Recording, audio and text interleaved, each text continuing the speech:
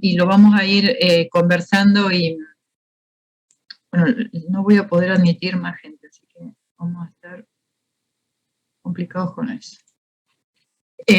Lo vamos a ir viendo la resolución y explicando a medida que vaya compartiendo esas pantallas. Están viendo ahí el enunciado, ¿no es cierto?, del tema 1. ¿Está bien? Sí, ahí se ve. Bien, gracias. En el tema 1, entonces lo que se pedía era escribir la estructura de un compuesto que es una amida, ¿sí?, con algunos sustituyentes, ahora vamos a hablar bien el nombre, y se indica en este nombre IUPAC la estereoisomería. Por lo tanto, lo que se pedía en ese ejercicio es que escriban la estructura, podían escribir la estructura esqueleto, pero que se indicara, sea con Fischer o con la forma tridimensional, que el carbono 2 es un carbono R y que el carbono 3 es un carbono S, ¿sí? Y luego tenían que nombrar, escribir la estructura y luego nombrar y escribir estructuras de los isómeros que se pedían a continuación. Entonces, vamos a resolver ese ejercicio.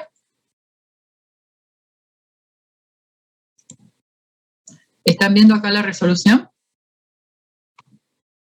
Sí, profe, se ve. Bueno, muy bien. El compuesto que nos pedían era el E2R3S, 3-hidroxi, 4-isopropil, 2-metil, 4-heptenamida. ¿Sí? Recuerden que el nombre IUPAC yo comienzo leyendo el... Voy a poner el punterito acá, si me puedo ir viendo. Comienzo a leer, leyendo la terminación del nombre principal para ubicarme cuál es el grupo funcional prioritario, que en este caso es una amida. La cadena es una cadena de 7 carbonos, la cadena principal, y tiene una doble ligadura en la posición 4. Y luego en las posiciones que se indican, antes de ese nombre principal, van los sustituyentes, que en este caso es metilo en carbono 2, hidroxi en carbono 3 e isopropilo en carbono 4. En el carbono 4 también tengo el doble enlace carbono-carbono. Respecto de la estereoisomería, me dicen que el estereocentro de isomería geométrica corresponde a un isómero E, ¿sí? Para eso tengo que ver cuáles son los grupos prioritarios para cada carbono sp2. Para el carbono sp2 que estoy tocando acá con el puntero, obviamente sería el etilo, porque este carbono está unido a etilo y a hidrógeno. Y para este carbono sp2, el sustituyente de mayor prioridad para la estereoisomería sería este carbono porque está unido a oxígeno, ¿sí? Por lo tanto, este es el isómero E, donde los grupos prioritarios están en distintos semiplanos. ¿Quedó claro eso? Pueden ir activando el micrófono para consultas, ¿sí? Porque no puedo ver el chat, me resulta más cómodo que lo hablen. O sea, si tienen consultas me van diciendo. Entonces, este sería el estereoisómero E, ¿sí? Aquí marqué en un rectángulo cuál es el estereocentro de isomería geométrica. Luego tenía que indicar la configuración R y S para estos dos carbonos. Entonces, ¿qué tenía que hacer? Lo que tenía que hacer era escribir o la forma Fischer de esta estructura que estoy compartiendo acá, o la tridimensional. Acá en la pantalla lo que están viendo son las dos opciones. Ustedes tenían que escribir una o la otra. Si solo escribieron la estructura esqueleto, les bajamos algunos puntos porque justamente no está indicada la estereoisomería. ¿Se entiende? O sea, si ustedes me escriben la estructura esqueleto, yo no sé si este carbono es R o S, y lo mismo para este. Entonces, ¿qué tengo que hacer? Indicarlo de la forma que yo sé indicarlo, que es, hay dos formas. Ustedes podían elegir una en este caso, que es Fischer o tridimensional, ¿sí? Entonces, como verán en Fischer, yo paso a esta amida, a la forma Fischer de esta manera, identifico como grupo A todo este residuo, todo este resto, que es el que escribí acá abajo, y el carbono más oxigenado va arriba en la forma Fischer. Algunos lo escribieron abajo, y recuerden que eso ya lo habíamos aclarado, que la forma Fischer es una forma de cadena vertical donde el carbono que está arriba de esa vertical es el carbono más oxigenado, ¿sí? El carbono 2 era R y el carbono 3 S. Por lo tanto, esta es la forma Fischer. Si yo me paro en este carbono para indicar la configuración, recuerden que los grupos son amida, los grupos unidos a él, ¿no? Metilo, hidrógeno por supuesto, y todo este resto, que tiene en el orden de prioridad, todo este resto es prioridad 2. El grupo de mayor prioridad es este. Por lo tanto, este carbono es un carbono R. ¿Por qué? Porque este metilo que sale de la pantalla hacia nosotros, yo lo que voy a hacer es, y al igual que el hidrógeno, voy a meter el hidrógeno adentro de la pantalla y este metilo va a venir a esta posición, donde está mi puntero. Por lo tanto, si yo los uno por prioridad, tendría este grupo que es el prioritario 1, 2 y el metilo 3. El sentido es horario, por lo tanto este carbono es R. ¿Alguna duda hasta ahí? No, profesor. Lo mismo para la configuración del carbono que estoy tocando ahora, que es S, donde los grupos, según su prioridad, son primero el hidroxi, o sea, el oxígeno es prioritario respecto de los carbonos. Luego tendría como prioritario, veámoslo acá, que por ahí se ve mejor, estoy analizando la configuración de este carbono, el grupo prioritario, prioridad 1, es el oxígeno, o el hidroxi en particular.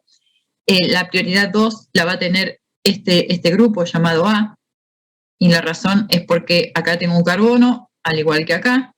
La diferencia es que acá tengo este carbono unido a 3 carbonos, ¿sí? 2 acá y un tercero arriba, mientras que este carbono está unido a un carbono y un hidrógeno, ¿sí? Entonces las prioridades son 1, el hidroxi, 2, el grupo A, 3, este grupo. Entonces, como estoy analizando esta configuración, voy a Fisher, entonces tendría 1, prioridad 1, prioridad 2 y prioridad 3, todo el resto. Como el hidroxi viene hacia nosotros, al igual que el hidrógeno, lo mismo que dije hace unos segundos, al hidrógeno lo voy a mandar hacia atrás, lo meto adentro de la pantalla. Para eso el OH, el hidroxi, viene a esta posición.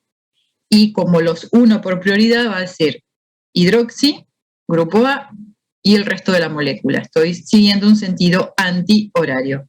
Por lo tanto, esta configuración es S. 2R, 3S. ¿Sí? También lo veo en la forma tridimensional. ¿Sí? En la forma tridimensional es más sencillo quizás. Aquí estoy viendo el grupo prioritario 1, 2 y 3 en sentido horario.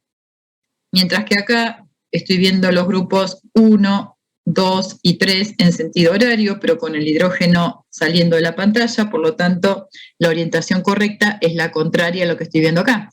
Si mi orientación es horaria, la correcta es antihoraria. Y el antihorario corresponde a la configuración S. ¿Sí? Bueno, entonces sí. A mí me confunde el tema de las cuñas ahí. Uno elige que el hidrógeno sale, o sea, que lleva la cuña, o cómo es. Vos podés poner para cada carbono sp3 cuña o línea punteada según como vos estés observando la molécula. Lo que sí, fíjate que no da lo mismo, porque vos acá tendrías que escribir una configuración S para este carbono. Entonces, si vos lo haces al revés, me pones una cuña en el hidroxi y una línea punteada en el hidrógeno, se entiende que yo los voy a unir y cuando los una en esta orden de prioridad me va a dar horario, R. Y mi carbono tenía que ser S. ¿Se entiende? O sea, si vos me pones una cuña acá, el sentido de unión sería 1, 2, 3. Es horario. Y me daría configuración R. Por eso que está al revés. El hidroxi no es cuña, sino que es línea punteada. O sea que la cuña se le da al de menor prioridad. No, la cuña puede ser uno u otro. Yo ahora, como el hidrógeno está en cuña, quiere decir que el hidrógeno está saliendo hacia nosotros. Recordad que siempre para estudiar la configuración el hidrógeno tiene que estar atrás de nosotros, no hacia adelante. Entonces, como está adelante, lo que habíamos dicho es que lo podían analizar así con el hidrógeno adelante, pero el sentido correcto es el opuesto al que están viendo con el hidrógeno adelante, ¿se entiende? Entonces, yo acá estoy viendo un sentido horario, ¿ves? 1, 2, 3. Bueno, el correcto es antihorario. ¿Por qué? Porque el hidrógeno lo puse como cuña.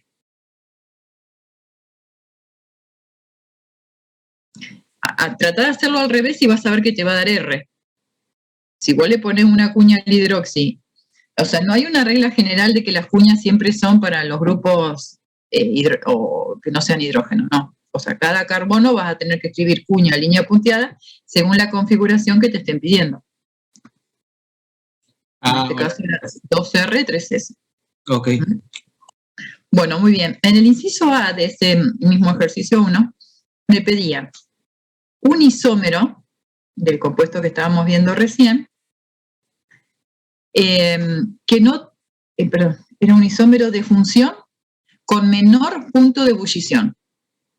Eso es lo que me piden. Repito, un isómero de este anterior que tenga menor punto de ebullición. Bueno, acá contestaron, bueno, hubo varias respuestas correctas. Esto que están viendo en la pantalla es una opción, no es la única. Y esta opción corresponde, fíjense, es una amida. En lugar de ser una amida terminal, es una amida disustituida. Con eso lo que estoy haciendo es, acá le falta un nitrógeno. Con eso lo que estoy haciendo es perder este enlace de nitrógeno-hidrógeno que me da posibilidad de puente hidrógeno. Entonces lo que escribo es una amida disustituida de esta, ¿no? O sea, escribo 2 sustituyentes alquilo acá en lugar de 2 hidrógenos. Y otro cambio que hice fue, en lugar del grupo hidroxi, que también es un posible formador de puente hidrógeno, lo cambié por el grupo oxo, ¿sí? Para transformar el hidroxi en oxo, lo que hice fue consumir, entre comillas, una insaturación. Esta molécula, así como está, no puede formar puente hidrógeno. Algunos contestaron lo siguiente, pusieron una amida monosustituida en lugar de di, también sería correcto. Algunos cambiaron el hidroxi por oxo y este lo dejaron así como está, amida terminal. Había varias opciones correctas. Esta que están viendo en pantalla es una opción. Aquí no hay posibilidad de formar puente hidrógeno. Esta sería como la mejor opción, ¿sí? Pero si cambiaron aunque sea una de las funciones y ya baja la posibilidad de formar puente hidrógeno, también era correcto. ¿Se entiende? Sí, profe. Acuérdense que para que sea isómero tenía que tener la misma fórmula molecular, o sea que no podía perder ningún carbono, no podía perder ningún hidrógeno, nitrógeno, oxígeno, que en este caso son 2, ¿sí? Algunos perdieron algún átomo y ya no son isómeros. Muy bien, en el inciso B me piden que escriba un isómero del original que difiera en la rotación de la luz polarizada. O sea, si uno era dextrógiro, yo tenía que escribir el levógiro. O al revés, si el original era levógiro, tenía que escribir el dextrógiro. ¿Cuáles eran los isómeros que tenían esa particularidad? O sea, que su actividad óptica era la opuesta a la original. Los isómeros que cumplían esa condición eran los enantiómeros. ¿Recuerdan las imágenes? Entonces, para escribir una imagen del compuesto original, yo lo que tengo que hacer es cambiar la configuración de los 2 carbonos, no de uno solo. Vuelvo a ver, voy para arriba. Si la amida original era 2R, 3S, y yo le escribía esta forma Fischer, lo que voy a hacer ahora es imaginar un espejo acá y escribir la forma espejo de esta original. Es decir, lo que voy a hacer es escribir el 2S, 3R, o sea, configuraciones opuestas. La isomería geométrica la puedo dejar intacta, porque la isomería geométrica no es un estereocentro óptico, entonces puedo dejar el E, 2S, 3R, que es lo que voy a hacer acá. E, 2S, 3R, ¿sí? Esta forma Fischer es imagen de la que está ahí arriba, ¿sí? 2S, 3R. Y esa sería la respuesta correcta, ¿sí? Un enantiómero del compuesto original. ¿Se entiende hasta ahí? Sí, profe. Muy bien. Y en el inciso C, acá abajo está el enunciado, lo puse abajo, no me quedaba espacio arriba. En el inciso C me piden un isómero geométrico del compuesto original. Es decir, si el compuesto original era E, yo acá estoy escribiendo el Z. Recuerden que para ver al Z yo estoy viendo este grupo etilo como prioritario para este carbono, y para este carbono todo este grupo es prioritario. Y están los dos en el mismo semiplano. Por lo tanto, este isómero es un isómero Z. ¿Se entendió? Solo eso. Bueno, ese es el ejercicio 1. ¿Vamos al 2? Profe, ¿le puedo hacer una consulta antes que pase? Sí. Al principio del todo, cuando te pedía que tenías que decir la configuración, si era R o S. Sí. Yo, por ejemplo, lo que hizo usted la estructura de Fischer y la tridimensional, lo hice como en una hoja borrador y a la hora de ponerlo puse el carbono que era. Si eso no estaba representado en una hoja, bajaba punto, entonces... ¿Vos hiciste el esqueleto sin escribir esto? Claro, lo que usted hizo, yo lo hice en una hoja aparte, pero no lo puse en el parcial. Solamente escribí lee 2R, 3S. Entonces ahí se bajaba puntos. Claro, por ejemplo, si este inciso valía 6 puntos, se contaba 4 puntos. Ok. ¿Sí? Perfecto. Y sí, porque si escriben el esqueleto, yo en realidad no sé si este carbono es S o R, porque acá no hay forma de saber, dado que el esqueleto es la forma plana de la molécula, ¿no? Para indicar estereoisomería, recuerden que hay dos opciones, esta o esta, y las tienen que indicar, porque si no, están escribiendo esta parte del nombre, no están indicando esto, ¿se entiende? Ok.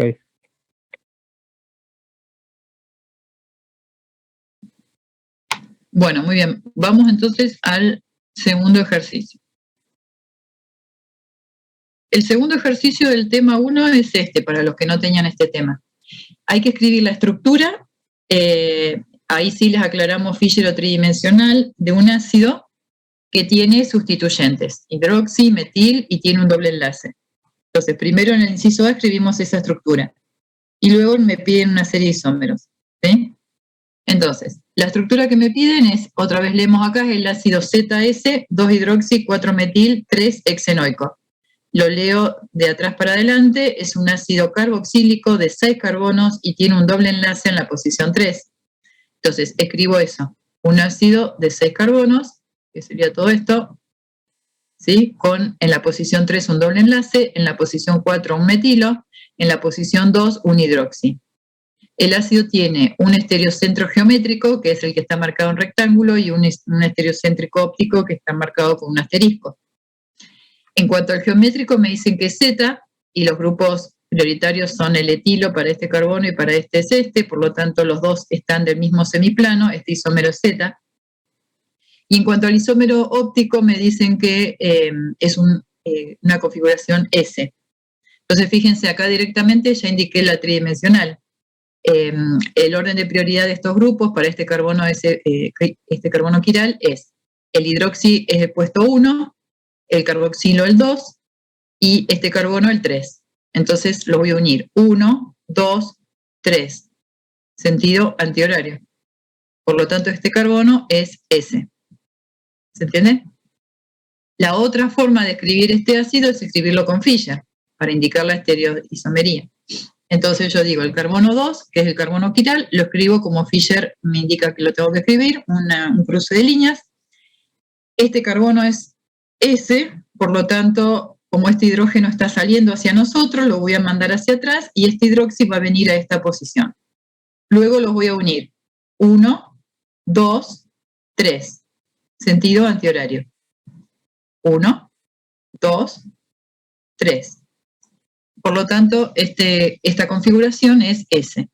Entonces, muchos hicieron esto, escribieron el esqueleto y después agregaron otra estructura con las cuñas y línea punteada o agregaron Fischer, que eso es lo correcto. Y es lo que pedía el ejercicio, Fischer o tridimensional. Acá en esta pantalla están viendo las dos formas, ustedes tenían que elegir una de ellas. ¿Estamos?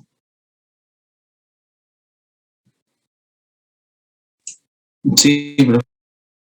Bueno, en el inciso B, no lo voy a mover así lo comparan con el anterior, me piden un isómero de A que no tenga actividad óptica.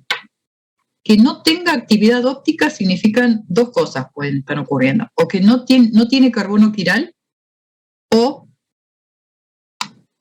Perdón, este era... Sí, está bien, ¿no? El B, disculpen. Sí, que no presente rotación óptica, el B. Entonces, les decía, si no presenta rotación óptica, significa o que no tiene carbono quiral o que tiene carbonos quirales, pero tiene plano de simetría interno, ¿sí? Que son los compuestos meso. Lo más sencillo para este ejemplo es indicar una estructura donde no tenga carbonos quirales. Bueno, esta es una opción. Obviamente había varios resultados, por eso es que demoramos tanto en corregir. Esta podría ser una opción, ¿sí? Fíjense que este carbono no es quiral porque está unido a dos hidrógenos. Este carbono tampoco, este tampoco, este tampoco, este obviamente tampoco, y acá. sea, no tengo carbonos quirales, no tengo actividad óptica.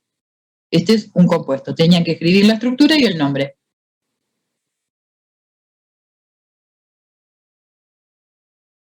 Acá es difícil, o sea, no sé, el caso que ustedes vieron, cuando vengan a ver el parcial nos pueden preguntar a ver si, o verán en la corrección. Por acá hay varias respuestas posibles. Pero se entiende cuál es el criterio. O sea, ustedes tienen que escribir un compuesto sin carbonos quirales. ¿Sí? Y hay varias posibilidades. En el inciso C, lo vamos a leer, me piden un isómero geométrico del original, del inciso A. Un isómero geométrico en el C. Recuerden que el compuesto original, el ácido original, era Z. Entonces yo voy a escribir, voy a dejar en la configuración, porque me están pidiendo un isómero geométrico, entonces lo que hago es, en lugar de escribir el Z, escribo el E. Y simplemente lo que hago es invertir la orientación de estos dos grupos, ¿no? Antes tenía el etilo acá arriba y el metilo abajo, y ahora lo cambié. ¿Para qué? Para tener el isómero E, donde este grupo prioritario está en un semiplano diferente a este. ¿Sí? Este es el E. Dejo la configuración, no la cambio. También dejo los grupos funcionales. Algunos cambiaron completamente la molécula. Si a mí me piden un isómero geométrico, simplemente me piden que cambie de Z a E o de E a Z, nada más. ¿Se entiende? Sí, profe.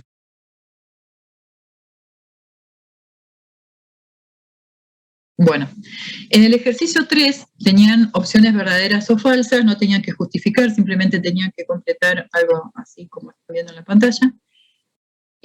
Fíjense que hay 5 sentencias. La primera dice, las mezclas racémicas son ópticamente activas. Eso es falso, porque una mezcla racémica es una mezcla de isómeros, de enantiómeros en particular. Donde tengo... Sí. Disculpe, ¿el D y el C no lo va a resolver? Ah, perdón. Ah, sí, sí. ¿Qué pasó acá? El C, me falta el D. El D y el E, que sería el último. Uy, sí. Bueno. Perdón, no sé qué pasó, capaz que puse acá el enunciado y quedó abajo. Bueno, lo vamos a hacer igual, lo que voy a hacer es poner un lapicito. Entonces, sí, disculpen, me faltaba el D. El inciso D me piden un enantiómero del A. Un enantiómero del A, ¿sí? Entonces voy al A, que es este. Un enantiómero es la imagen especular, ¿no es cierto? Entonces lo que voy a hacer es, escribo, Fisher, estoy sin un pad, así que estoy en el aire con esto, disculpen la desprolijidad.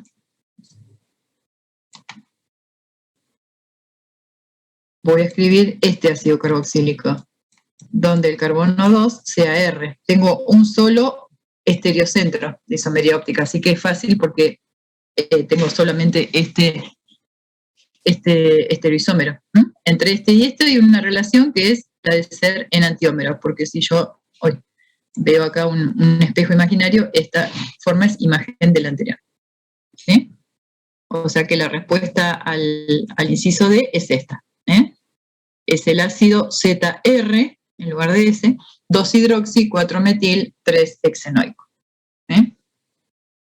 Y el E me piden un isómero de función que presente rotación óptica. Un isómero de función con rotación óptica. Un isómero de función del original, ¿no? Voy a borrar.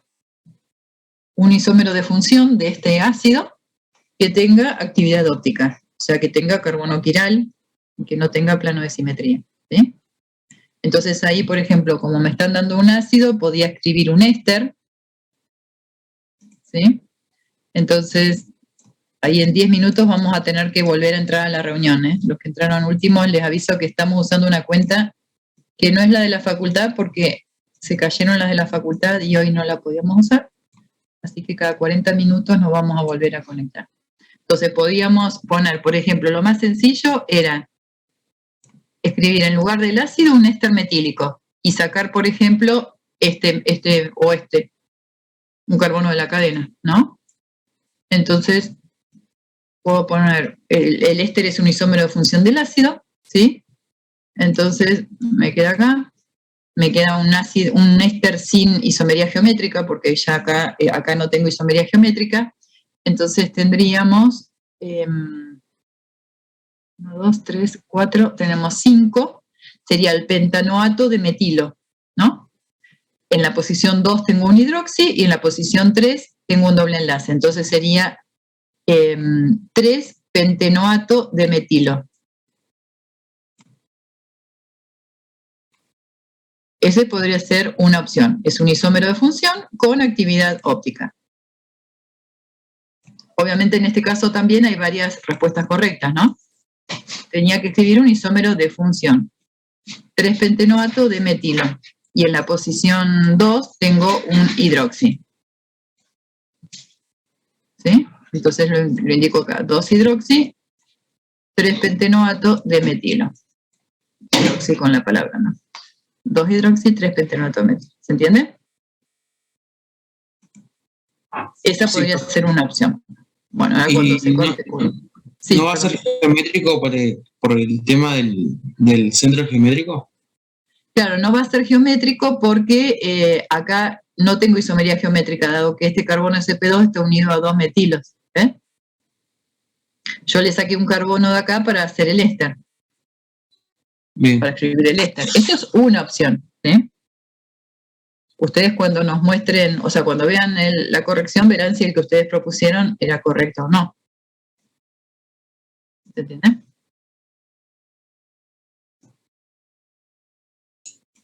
Sí. Bueno, muy bien. Estábamos con el verdadero falso. Seguramente después que se corte vamos a verlo correcto, completo. El verdadero falso, que es el problema 3, tenían estas 5 opciones, de las cuales la primera dijimos que era falsa, porque una mezcla racémica es una mezcla 50% de cada enantiómero. O sea, tengo 50% de un isómero y 50% de su imagen. Como las actividades son opuestas, el desvío que me da un isómero me lo anula el otro. Entonces, las mezclas racémicas son ópticamente inactivas. Esa opción era verdadera. Perdón, las mezclas racémicas son ópticamente activas. Esa opción era falsa, porque no tienen actividad óptica, ¿sí?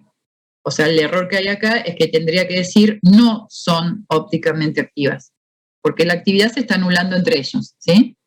O sea que lo que dice ahí ese enunciado es falso. En la opción 2, la sentencia 2 dice: la configuración S de un compuesto quiral indica que el compuesto es levógiro. Eso también es falso. Un compuesto puede ser S y ser dextrógiro o levógiro. Levógiro o dextrógiro es una medida experimental. No lo puedo saber mirando la estructura. Tengo que ir al polarímetro. ¿Entiendes? Bien, en la sentencia 3 dice: los compuestos meso son ópticamente inactivos. No tienen actividad los compuestos meso. Eso es verdadero. Un compuesto meso era el compuesto que tenía un plano de simetría interno. Así que no tienen actividad óptica. Eso es verdadero. La opción 4 dice: los estereoisómeros tienen los mismos grupos funcionales. Y eso es verdad. ¿Por qué? Porque la diferencia entre una imagen y su isómero original era que había una relación espacial. O sea, tienen diferente orientación de los grupos, pero los grupos son los mismos.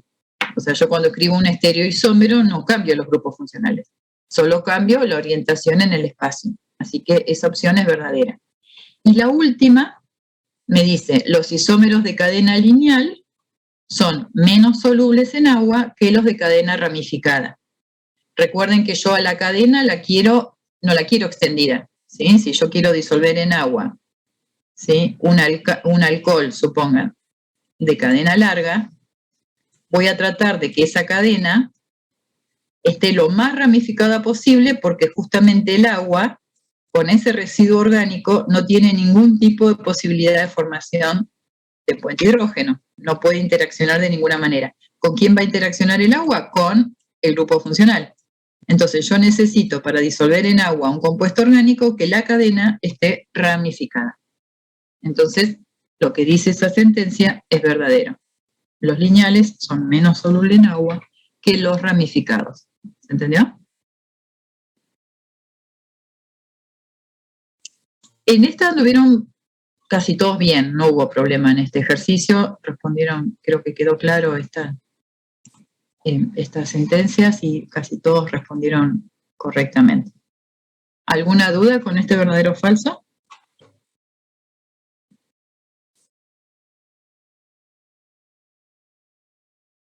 No. ¿No? Muy bien. Y el último ejercicio de este tema, tenían este cuadro donde lo que se les pedía es que completen el nombre o la estructura, eso era en el inciso A. En el inciso B les pedían que indiquen los estereocentros, ¿sí?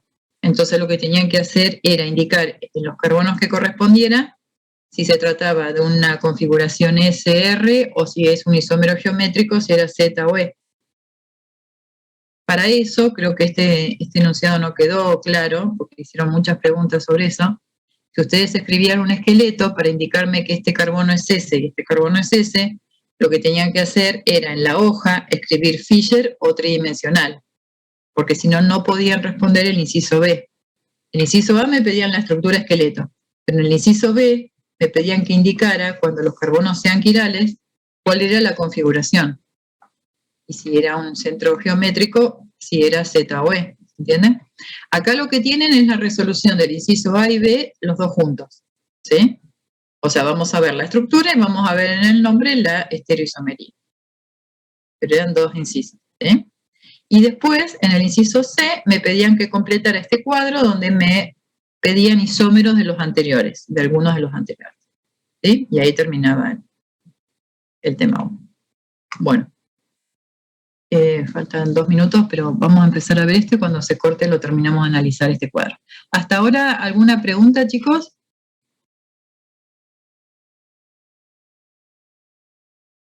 Después hacemos el tema 2, ¿sí? No, profe. Bueno. Muy bien, Profe, entonces, sí. No, cuando termine le quería hacer una consulta, yo me conecté 5 minutos más tarde sobre el tema de la promoción nada más.